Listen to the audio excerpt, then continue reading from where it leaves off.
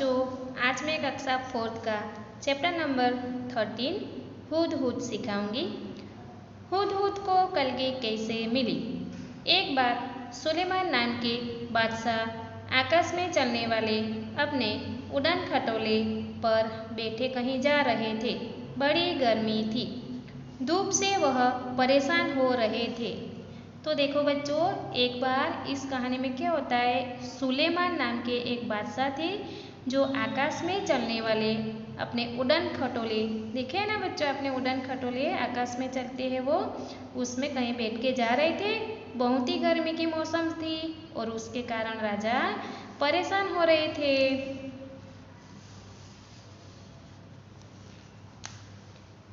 आकाश उड़ने वाले गिद्धों से उन्होंने कहा कि अपने पंखों से तुम लोग मेरे सिर पर छाया कर दो, पर गिद्धों ने ऐसा करने से मना कर दिया। उन्होंने बहाना बनाते हुए कहा, हम तो इतने छोटे छोटे हैं। अभी देखो, राजा ने अभी क्या कहा कि आकाश में जो गिद्ध थे ना, गिद्ध वो उड़ते रहते हैं ना, तो उन्होंने उनसे कहा कि आपके जो पंख है ना, उससे मुझे छाया बना के रखो। लेकिन उन्होंने क्या कहा, गिद्धों ने कहा कि हम तो बहुत ही छोटे छोटे हैं, हम आपके ऊपर से छाँव नहीं कर सकते हैं। ऐसा किसने कहा बच्चों, गिद्ध ने। और किससे कहा, राजा से। हमारी गर्दन पर पंख भी नहीं है, हम छाया कैसे कर सकते हैं। सुलेमान आगे बढ़ गए। कुछ दूर जाने पर उनकी भेंट हुदहुदों के मुखिया से हुई। सुलेमान ने उससे भी मदद मांगी। वह चतुर था, उसने फौरन अपने दल के सभी हुदहुदों को इकट्ठा करके बादशाह सुलेमान के ऊपर छाया कर दी।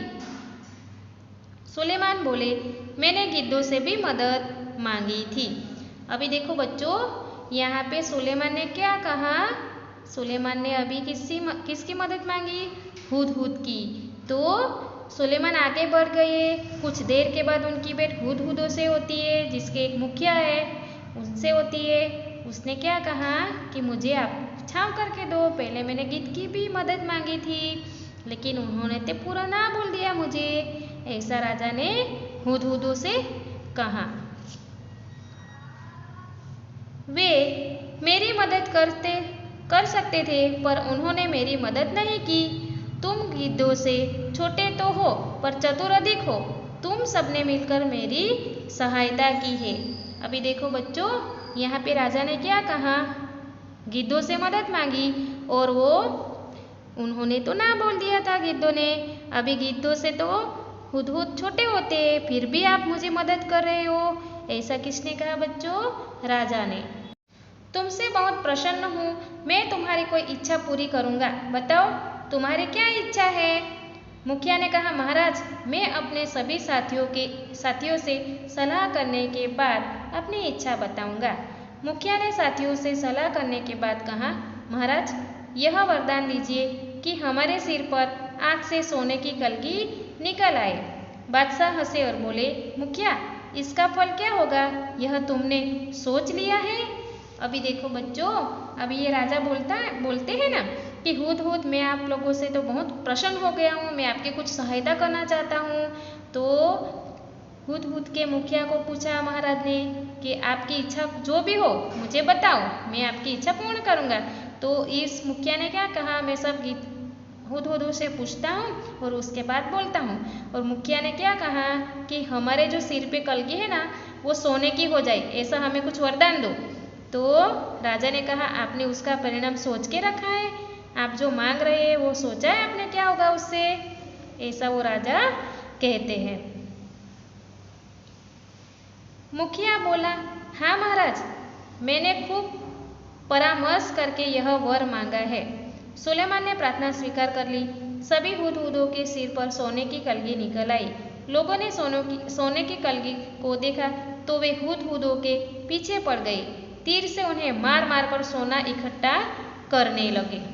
देखो बच्चों, अभी यहाँ पे क्या होता है, वरदान तो उन्होंने मांग लिया राजा से, राजा ने वरदान भी दे दिया, तो सारे हुदहुदों के कलगी सोने की हो गई। अभी क्या होता है, जो लोग उनको देखते थे तो हुदहुदों को मारने लगते थे और उनकी कलगी में से सोना लेने लगते थे, मतलब उसका वो नाश करने लगते थे।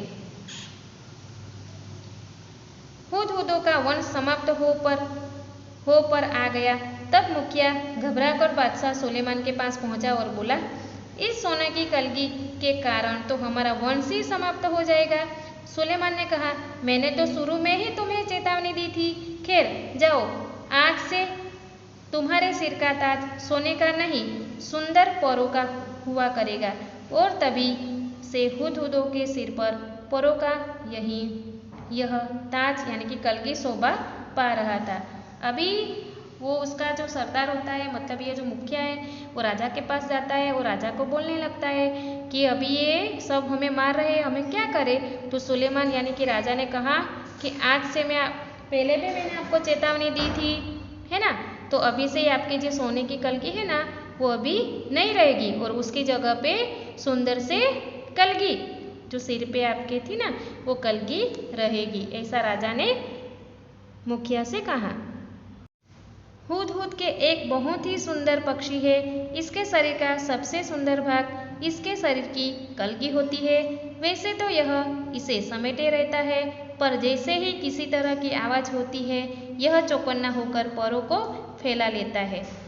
तब यह कलगी देखने में हूबहू किसी सुंदर पक्षी पंखी जैसी लगने लगती है। तो देखो बच्चों, हमने सुलेमान की यहाँ पे स्टोरी यानी कि कहानी हमने सुनी, हुदहुद क्या होता है उसके बारे में सुना, ये स्टोरी हमने सुनी। अभी देखो हुदहुद कैसा होता है कि बहुत ही सुंदर पक्षी है। उसके शरीर का सबसे अच्छा भाग होता है सिर की कलगी होती है। जब किसी की आवाज़ आती है तो वो चौकन्ना होकर उसको फैलाता है। यही ये हुदहुद है। हुदहुद का सारा शरीर रंग बिरंगा और चटकीला होता है। पंख काले काले होते हैं जिन पर मोटी सफ़ेद धारियाँ बन होती है। गर्दन का अगला हिस्सा बादामी रंग का होता है।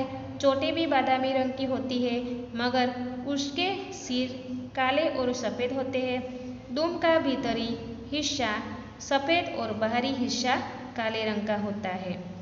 चोंच पतली, लंबी तथा तीखी होती है। इस चोंच से यह आसानी से जमीन के भीतर छिपे हुए कीड़े मकोड़ों को ढूंढ निकालता है।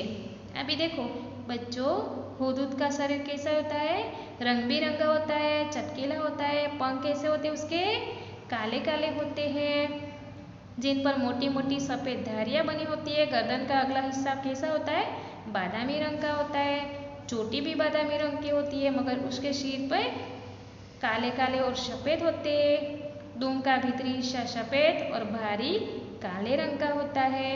ये हुदहुद का चित्र है। आगे देखो बच्चों, इसकी चोंच नाखून काटने वाली नहरनी से बहुत मिलती है और शायद इसलिए कहीं कहीं इसे हजामिन चिड़िया के नाम से भी पुकारे जाते हैं। हुदहुद हमारे देश के सभी भागों में पाए जाते हैं। तो देखो बच्चों, यहाँ पे क्या दिया है, उसकी चोंच नाखून काटने वाली जैसी होती है, यानी कि नहरनी से बहुत मिलती है, शायद इसलिए उसे हजामिन या चिड़िया के नाम से भी पुकारे जाता है। और हुदहुद हमारे देश में सभी भागों में पाए जाते हैं। तुमने इसे अपने घर के आसपास अपनी तीखी चोंच से जमीन खोदते हुए अवश्य देखा होगा। बोलते समय यह 3 बार हुप हुप हुप सा कुछ कहता है, इसीलिए इसे अंग्रेजी में हुप ऊ कहा जाता है।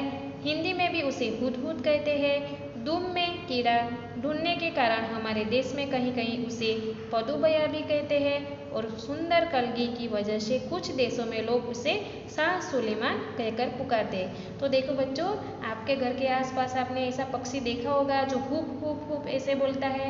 अंग्रेजी में उसे हुप ऊ कहा जाता है, हिंदी में उसे हुदहुद कहते हैं। दुम में कीड़ा पकड़ने के कारण कहीं पे उसे पदुबया भी कहते हैं। सुंदर कलगी की वजह से उसको सुलेमान भी कहते हैं। मादा हुदहुद 3 से 10 तक अंडे देती है। जब तक बच्चे अंडे से बाहर नहीं निकल जाते, वह अंडों पर बैठी रहती है, हटती नहीं। नर वही भोजन लाकर उसे खिला जाता है। पर दोनों में से कोई भी घोंसले की सफाई नहीं करता। संसार के विख्यात पक्षियों में से एक है यह हुदहुद। यह अपनी सुंदरता के लिए तो मशहूर है, पर इसे पालतू नहीं बनाया जा सकता और न ही इसकी बोली में मिठास है। तो देखो बच्चों, मादा हुदहुद जो है वो 3 से 10 तक अंडे देती है और वो अंडे पर बैठी रहती है, कभी भी हटती नहीं है। और जो नर हुदहुद है वो उसके लिए खाना लेके आता है, लेकिन दोनों में से कोई भी घोंसले की सफाई नहीं करता। संसार में विख्यात यानी कि प्रख्यात पक्षियों में से एक है जो वो हुदहुद है। यह अपनी सुंदरता के लिए बहुत ही प्रख्यात है यानी मशहूर है, पर इसे पालतू नहीं बनाया जा सकता क्योंकि उसकी बोली में मिठास है, लेकिन उसको पालतू नहीं बनाया जा सकता। तो देखो बच्चों, ये हुदहुद का पिक्चर्स यहाँ पे दिया है, चित्र दिया है, उसके बारे में आज हमने देखा। हुदहुद के बारे में आज हमने सीखा।